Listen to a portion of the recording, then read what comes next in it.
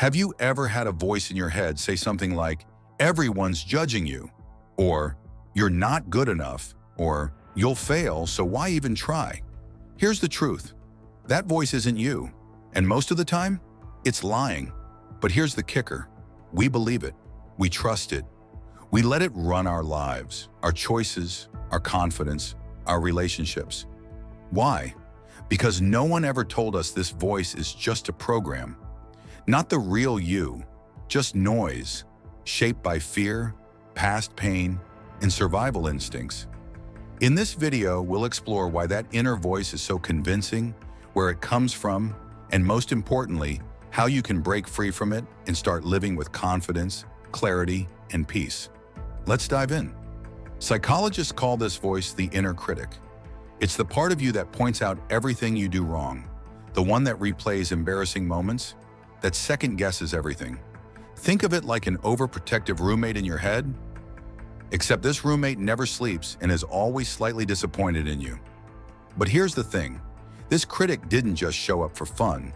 It was built over time, from childhood experiences, traumas, social conditioning, and even family expectations. You might have grown up hearing things like, "Don't be lazy. Why can't you be more like your brother? You're too sensitive." Eventually, you didn't need anyone else to say it. You started saying it to yourself. The thing is, most of us walk around believing that our thoughts are accurate reflections of reality. But psychology has shown something surprising. Many of the thoughts you think every day aren't facts.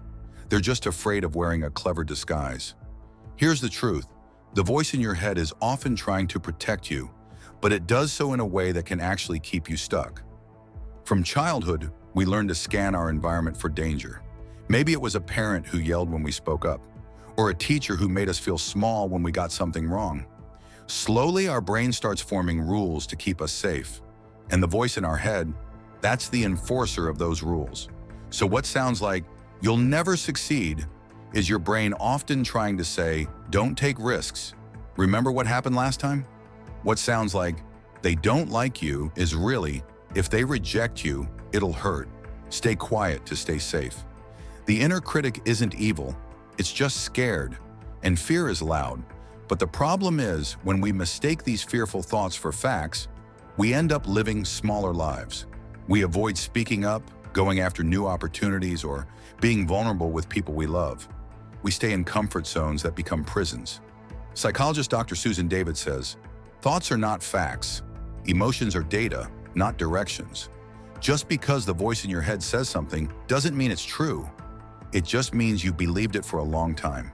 Fear creates mental shortcuts. It convinces us to interpret situations through the lens of past pain. If you were humiliated in class once, your brain might tell you public speaking is dangerous forever. If someone broke your heart, your mind might whisper, "Don't trust anyone again." This is called a cognitive distortion, a mental trap where we believe things like, "If I fail once, I'll always fail. If I don't feel confident, I shouldn't do it.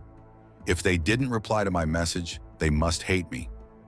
These are classic fear-based lies, and we've all believed them. But once you understand that the voice in your head is reacting to fear, not reality, you can start to question it. You can start to ask, is this voice protecting me or limiting me? This is the beginning of mental freedom, because when we stop taking the inner voice at face value, we create space. Space to respond instead of react. Space to choose courage over comfort. Space to live, not just survive. Let's take a step back from psychology for a second and invite some philosophy into the conversation. This idea that you are not your mind is not just a catchy phrase from modern self-help books. It has ancient roots. The Greek philosopher Epictetus once said, "It's not things themselves that disturb us, but our judgments about them." In other words, the world doesn't mess us up. Our inner voice does. The way we interpret, judge, and obsess over events is what causes suffering. And who's doing that interpreting? That non-stop chatterbox in your head. The Stoics believed that the mind can be trained, that we can learn to step back and observe it instead of being pushed around by every fear, doubt, or impulsive thought. To them, freedom came from mastering the internal, not the external. Fast forward to the 20th century, and Alan Watts, the British philosopher, said something fascinating. You are under no obligation to be the same person you were 5 minutes ago. Let that sink in. You are not your past. You are not even your thoughts. You are the observer, the one who hears the voice, not the voice itself. Watts also warned us about the trap of identification. When you believe every thought you think, every voice in your head, you're essentially being held hostage by your own mind. This is where Eastern philosophy backs him up. In Buddhism, the mind is called the monkey mind. It jumps from branch to branch, rarely still, constantly noisy. Meditation, then, isn't about stopping thoughts. It's about not believing all of them. It's about watching the monkey do its thing without chasing it. That's the game-changing insight. The voice in your head is not you. It's just a pattern, a loop, a conditioned narrative you've heard 1,000 times before. And most of the time, it's not even true. It says things like, you're not good enough. You'll never change. Other people have it all figured out. But who gave that voice a microphone? When did you agree to let it run your life? Here's what philosophy teaches us. You don't have to silence it. You just have to disidentify from it. You are not your inner critic. You are not your passing thoughts. You are the awareness behind them, and awareness is free. So when your inner voice starts spinning its usual stories, pause and ask, who's talking? That moment of awareness is your power. That's you stepping out of the illusion and back into reality. And that is how philosophy helps psychology wake up. Stay with me, because next we'll discuss how this inner voice is shaping your life, and we'll share with you tools to address this inner voice. You might think the voice in your head is harmless background noise, but it's not. It's actually shaping almost everything about your life, often without you realizing it. Let's break this down. 1. The voice affects your confidence. Say you're about to speak up in a meeting or raise your hand in class. You feel the idea bubbling up. And then, what if it's a dumb comment? What if they laugh at me? What if I mess it up? That inner voice just hijacked your confidence. So you stay quiet. You play it safe. And the cycle continues. The more you avoid speaking up, the more you believe you have nothing worth saying. Over time, you internalize that voice as truth, even though it was just fear whispering, stay small. 2. It shapes your relationships. The inner critic isn't just about you. It also shapes how you treat others. Let's say your inner voice says, I'm not lovable, or people always leave me. What happens? You might cling too tightly in relationships, sabotage healthy connections out of fear, push people away before they can reject you. Insecure attachment often begins not with other people, but with the way you attach to yourself. If your inner voice is constantly doubting your worth, you start expecting other people to do the same. 3. It limits your career, creativity, and growth. How many projects, dreams, or ideas have you abandoned because that voice said, you're not ready? You don't have what it takes. Who do you think you are to try this? That book you wanted to write? That job you wanted to apply for? That move you were thinking about? Gone. Not because you weren't capable, but because fear disguised itself as logic in your mind. That's one of the most dangerous things about the inner critic. It sounds reasonable. It pretends to be protecting you from embarrassment, rejection, or failure. But what is it really doing? Keeping you stuck in your comfort zone, which ironically is often more uncomfortable than taking the risk. 4. It feeds anxiety and overthinking. Let's say someone doesn't text you back, a neutral event, right? But your inner voice jumps in. They're mad at me. I must have done something wrong. They don't care. Suddenly you're spiraling, playing out fake arguments in your head. Your heart's racing, your stomach's tight. That voice just turned a delayed text into a crisis. Anxiety often starts not with reality, but with the stories we tell ourselves about reality. And the inner critic? It's a master storyteller, just not a very kind one. 5. It reinforces shame and low self-worth. If your inner voice constantly says you're not good enough, you begin to carry shame, the feeling that there's something wrong with who you are. and shame is sticky. It makes you apologize for existing, struggle to receive compliments, hide your real self in a fear of judgment. You wear masks at work, in friendships, online, hoping no one sees the flawed version underneath. But here's the secret. The flaw isn't in you. It's in the script you were handed. Your inner voice was shaped by early environments, harsh words, rejection, or trauma. You didn't choose it, but you can unlearn it. 6. It becomes a self-fulfilling prophecy. This might be the most heartbreaking part. When you constantly hear, "I can't," "I'm not enough," or "why try?" you eventually start living as if those things are true. The voice becomes your reality. You stop trying new things. You avoid hard conversations. You shrink your life to fit inside the box fear built for you. And then, because nothing changes, the voice says, "See? I was right all along." That's not insight. That's a loop. And breaking that loop starts by questioning the voice, not obeying it. This inner critic, this voice that lives rent-free in your head, has real power. It's not just a mental habit. It shapes the way you show up in the world, the risks you take or avoid, the relationships you form, the life you believe you deserve. But the voice is not the truth. It's just an old echo. And once you start recognizing that, you can begin to rewrite the script. Not overnight, not perfectly, but slowly, with awareness, with compassion, and with choice. Next, we'll discuss how to break free from the inner critic. If your inner critic has been running the show for years, it can feel impossible to escape, like trying to wrestle with a ghost. But here's the truth. You don't need to destroy the inner critic. You need to change your relationship with it. Let's break that down step by step. Step 1. Realize it's not you. This is where most people get stuck. That voice in your head sounds like you. It uses your voice. It speaks in your language. So of course you believe it must be true, but here's the twist. The inner critic is not your true self. It's a part of you, not the whole of you. Psychologists and therapists often describe this using something called parts work, like in internal family systems therapy developed by Richard Schwartz. You're not just one personality, you're made up of many parts. And the critic? It's usually an old protective part that developed when you were younger to keep you safe from shame, rejection, or failure. It may sound harsh now, but it was originally trying to protect you.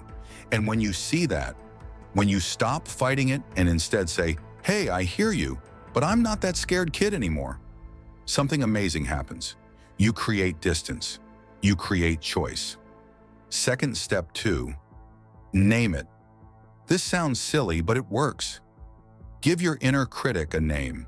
Seriously, call it Doubt Debbie, or Fearful Fred, or the Judge. Why? Because it helps you recognize that this voice is not the voice of your true self, your wise, grounded, compassionate self. It's a character, an old tape. And when it speaks up, you can say, "Ah, that's just Debbie again." And suddenly, you're not inside the voice. You're observing it. That's the power of naming. It gives you perspective. It breaks the spell. Step 3, talk back gently. This is where things start to shift. When you hear the critic say, "You're going to fail, don't even try," you don't have to scream back or pretend it's not there. Just calmly respond, like you would to a scared friend. "Hey, I know you're trying to protect me, but I'm safe now, and I want to try anyway." This is called reparenting, giving yourself the support, kindness, and belief that may have been missing when your critic was born. Over time, this changes the script. The voice gets quieter, not because it's gone, but because it's no longer in charge. Step 4, take action. Anyway, here's the hard truth. Your inner critic might never go fully silent, but you don't need to. Freedom doesn't come from having no fear. It comes from not obeying fear. Every time you take action, despite the voice, you weaken its grip. You show your brain a new pattern. I was scared, but I did it anyway. I thought I'd fail, but I survived. I felt shame, but I kept going. And slowly, those new experiences become your new evidence. Not the old stories, not the critic's voice, but your lived truth. Step 5. Strengthen the opposite voice. Here's something important. You can't just silence the inner critic. You need to replace it with something stronger. Call it your inner coach, wise self, or just the real you. That's the voice that says, "You've come so far. It's okay to be learning. You're allowed to try. You don't have to be perfect to be worthy." This voice might feel fake at first. That's okay. It's just underused. The more you practice speaking from this place, even if it feels awkward, the more natural it becomes. And eventually, this becomes the dominant voice in your head. 6. Step 6. Make it a daily practice. Just like going to the gym, this isn't a one-time fix. If you've spent 20 or 30 years listening to the inner critic, it'll take repetition to unlearn that habit. Here are 4 tools to help you. 1. Journaling. Journaling is one of the simplest and most powerful ways to get out of your head and see your thoughts on paper, where you can actually examine them. When the inner critic is loud, everything feels tangled. You're caught in a storm of thoughts that feel overwhelming and true. But journaling slows the storm down. It helps you ask, what exactly did I hear my inner voice say today? Where might that belief come from? Is it true or just familiar? This kind of writing isn't about sounding deep or poetic. It's about getting real with yourself. Naming your fears disarms them. When you write down a thought like, "I'm not good enough," and look at it, something inside you might finally say, "Wait, is that even true?" Over time, journaling helps you separate the story from the facts. You learn to recognize recurring patterns. And when the same fear shows up in different outfits, you'll start to see it for what it is. Just fear, not true. 2. Meditation and mindfulness. Mindfulness teaches you something incredibly liberating. You are not your thoughts. That voice in your head, it talks nonstop. But mindfulness helps you step back and watch it instead of getting dragged around by it. Think of it like sitting beside a river. Your thoughts are the water flowing by, sometimes calm, sometimes stormy. Meditation is the practice of sitting on the riverbank instead of being swept away. Even a few minutes a day can help. You learn to say, "That's just a thought. I don't have to believe everything my mind says. I can notice fear and still choose action." This creates space between stimulus and response. Instead of reacting automatically, shrinking, doubting, avoiding, you get a moment to choose, and in that moment, freedom is born. 3. Affirmations and reminders as a way of rewiring the script. If the voice in your head is constantly critical, it's like you've been listening to the same negative song on repeat. And your brain, being the good learner it is, memorizes that song until it feels like the truth. Affirmations and gentle reminders help you change the track. But let's be real, not every affirmation feels believable right away. Telling yourself, "I am amazing," when you feel like a failure can trigger more inner resistance. So start where you are. Try things like, "I am enough," "I am worthy," "I am courageous." Stick those on sticky notes, phone reminders, or your bathroom mirror. Repetition matters. Over time, these truths sink in and slowly replace the old programming. The goal isn't to fake confidence. It's to interrupt the old script and give your mind a new language, one rooted in compassion, not fear. 4. Therapy or coaching. Sometimes the voice in your head is just too loud, or it's been with you for so long, you can't tell where you end and it begins. That's where therapy or coaching comes in. A trained therapist or coach can help you spot patterns, name your inner critic, and guide you in rewriting the story. They can ask the questions you didn't know you needed and offer perspectives that gently challenge the lies you believed. This isn't about someone fixing you. It's about having a safe space to untangle your thoughts, find your voice, and grow stronger from the inside out. With the right support, you don't just silence the inner critic, you transform it. You become the adult voice you needed when the fear was first planted. Together, these tools are like a toolkit for building inner resilience. They help you step out of autopilot, soften the grip of fear, and reconnect with the quiet, steady voice underneath the noise. The one that knows your worth. Let's be real though. The voice in your head may never completely disappear, but it doesn't need to. Because the real goal is not to become fearless. It's to stop letting fear make your decisions. It's to live with the voice, but not under its rule. It's to build a life that reflects who you really are. Not the scary story you were told, not the shame that got planted in your past, but the truth of your strength, your value, and your capacity to grow. Next, let me tell you the story about Hope. Hope always played it safe. She stayed in a job she hated. She didn't speak up in meetings. She apologized constantly, even when she wasn't wrong. Why? Because her inner voice told her she was too much, that if she stood out, people would leave, that if she failed, she'd never recover. One day, she finally wrote it all down. She named her inner critic the shadow, and she started questioning every line of fear. Over time, she took risks. She started painting again. She left her job and started a business. She didn't silence the voice, but she stopped believing it, and her life changed. Yours can too.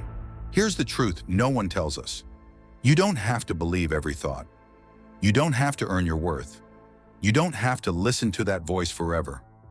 Fear might be loud. The critic might be persistent. But underneath all that noise is you. Creative, capable, clear, confident, calm. You've just forgotten. In this video, it's your reminder. So next time that voice pipes up, try this. Smile. Say, I hear you.